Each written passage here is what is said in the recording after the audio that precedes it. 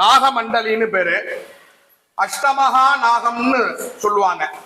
அனந்தன், வாசிகி, தக்ஷன், கார்கோடகன், புலிகன், சங்கபாலன், பத்மன், மகாபத்மன், அஷ்டமகா நாகம்.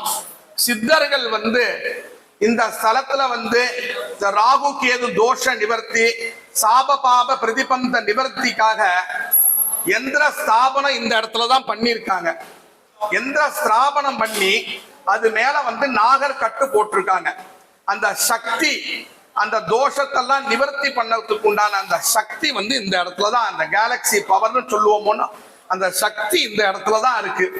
இதுக்குள்ள அந்த எந்திரம் இருக்கு. அந்த எந்திரத்தை வச்சு மேல நாகமண்டலி அந்த கட்டு போட்டிருக்காங்க. ரொம்ப விசேஷமான இடம். இந்த ஸ்தலத்துல சுவாமி, அம்பாள், ராகு கேது எவ்வளவு ஒரு முக்கியமோ அதே மாதிரி இந்த அஷ்டமகா நாகம் இந்த இடம் முக்கியம். ரொம்ப விசேஷமான சன்னதி.